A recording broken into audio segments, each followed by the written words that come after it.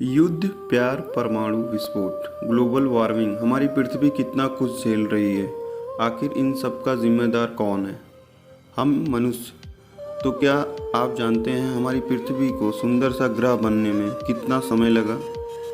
वो ग्रह जो हमारे लिए सबसे ज़्यादा मूल्यवान है।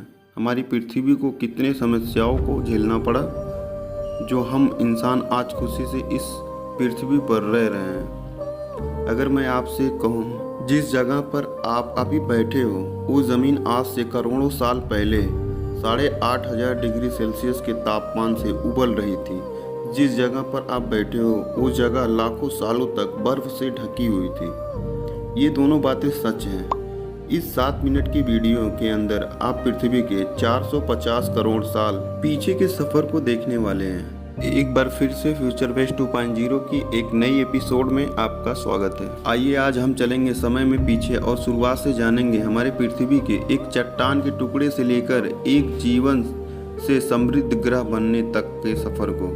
तो आइए हम समय में पीछे चलते हैं और पीछे।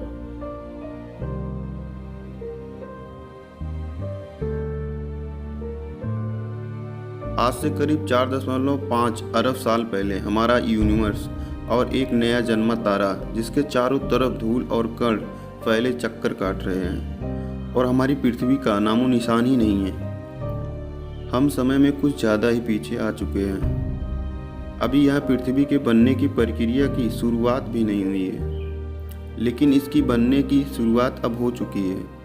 ये सौरमंडल में फैले छोटे बड़े कण और धूल के बादल गुरुत्वाकर्षण बल के कारण आपस में जुड़ रहे हैं। कई लाखों सालों के बाद अब हमारी पृथ्वी एक भीमकाय चट्टान के गोले में बदल चुकी है, लेकिन हम अभी इसे पृथ्वी नहीं कह सकते हैं, क्योंकि अभी यह 8,500 डिग्री तापमान पर उबल रही है।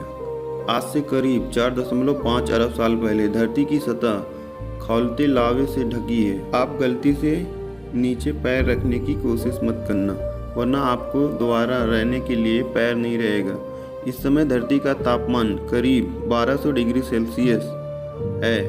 यह जगह अभी नर्क से कम नहीं है। यहाँ ऑक्सीजन का नामो निशान तक नहीं है। धरती पर अभी लगातार एस्टेरॉयड की बरसात हो रही है, जो पृथ्वी पर खौलते लावा के नदी का कई किलोमीटर तक निर्माण कर रही हैं।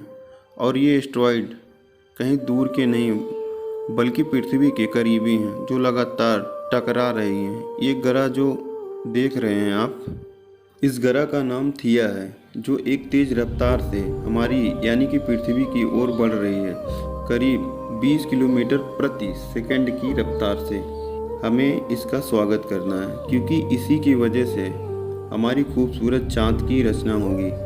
अब हमारी धरती अनगिनत चट्टानों से घिर चुकी है।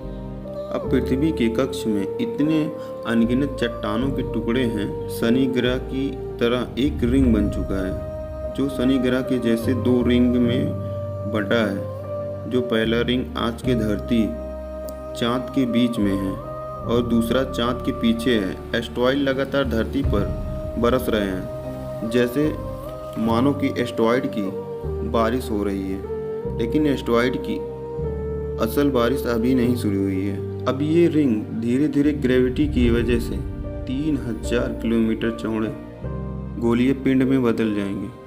और हम यह देख रहे हैं हमारे चाँद के जन्म को। ये है हमारा चाँद। इसमें फ़िलहाल अभी कोई दाग नहीं है और यह अभी हमारे धरती से काफ़ी नज़दीक है, जिसके वजह से ये हमें काफ़ी बड़ी दिखाई दे रही है। इसका सरफेस गर्म लावा से बना हुआ है और इतने करीब होने की वजह से लगातार धरती पर अपना गुरुत्वाकर्षण बल लगातार डाल रही है। करीब 25 लाख साल बाद हमारे सोलर सिस्टम में कुछ ऐसा होने वाला है जिसके बारे में आप लोग शायद ही जानते होंगे। हमारे सोलर मंडल के गैस जाइंट अपने ऑर्बिट में बदलाव कर रहे हैं और इस बदलाव की प्रक्रिया की वजह से सौर मंडल के एस्टेरॉयड्स और कॉमेट के बीच में एक ग्रेविटेशनल मेश तैयार हो रहा है, जो उन एस्टेरॉयड कॉमेट को सौर मंडल के आंतरिक भाग में ढकेल रही है। सीधे सीधे मंगल, शुक्र, बुध और हमारी धरती में यही वह समय है जब हमारे चाँद को इन एस्टेरॉयड की वजह से उसके जाने पहचाने दाग मिलने वाले हैं। इस अवधि को कहा जाता है द लेट हैवी बम्बार्डमेंट। इस समय हमारा चांद भी बहुत ही गर्म था। ये आसमान में एक बड़े लैंटेन की तरह चमकता था और यह धरती के इतने करीब था कि इसका गुरुत्वाकर्षण हमारी धरती को आज की तुलना में 25 गुना ज़्यादा प्रभावित कर रहा था। धरती पर एक दिन 24 घंटे का नहीं बल्कि केवल 6 घंटे का होता था और इसके कारण धरती के लावा की नदियों के लहरें आज के समुद्रीय लहरों से 20 गुना ऊपर तक उठती थी। लेकिन भला हो हमारे चांद का, जो धीरे धीरे समय के साथ साथ हमारे धरती से दूर चला जाएगा और इससे धरती की घूर्णन धीमी होने लगेगी और लावा की नदियां ठंडी होने लगेगी, जिससे धरती की सतह का निर्माण होगा। इस वक्त आसमान में भीमकाय चमकीला चांद एकमात्र चीज़ नहीं है जो आपका ध्यान आकर्षित करेगा, बल्कि आपको आसमान में 2 चमकीले तारे देखने को मिलेंगे। लेकिन असल में वे 2 तारे नहीं हैं बल्कि ग्रह जुपिटर और सैटर्न, मंडल के आंतरिक ग्रह जैसे हमारी धरती, वीनस, मरकरी, मार्स, ये सब रॉकी प्लैनेट्स हैं और ये ज़्यादा समय से पिघले हुए लावा के रूप में नहीं रह सकते हैं।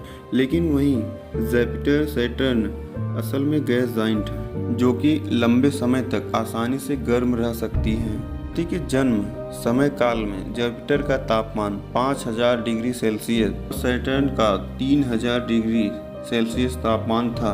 इसका मतलब यह है कि जुपिटर उस वक्त सूरज से ज़्यादा चमकीला था। जैसे कि वैज्ञानिक कहते हैं कि तारे अपने जीवन के साथ साथ और चमकीले होते जाते हैं, तो इस समय हमारा सूरज आज से 30% कम चमकीला था, परंतु 4 अरब साल के लंबे अवधि में ये ग्रह भी ठंडे हो जाएंगे। आइए चलते हैं वापस हमारे पृथ्वी पर। धरती की वायुमंडल में फिलहाल एक ही गैस है, मीथेन। आप गलती से भी इसमें सांस मत लेना, नहीं तो कुछ मिनट में आपकी मौत हो जाएगी। लेट हैवी बम्बार्डमेंट के दौरान धरती पर लगातार कॉमेट्स की बरसात हुई थी, जिन्होंने अपने साथ पानी का धरती में परिवहन किया। इस पानी ने धरती पर समुद्रों का निर्माण किया। धरती अब चारों तरफ से समुद्रों से घिरी हुई थी, लेकिन इस वक्त इस धरती पर ना तो पैर रखने के लिए ज़मीन था और ना तो सांस लेने के लिए ऑक्सीजन। हमारी धरती अभी कुछ हद तक पृथ्वी कहने लायक बन चुकी है, लेकिन अभी भी इस पर जीवन का बीज नहीं पन पाया।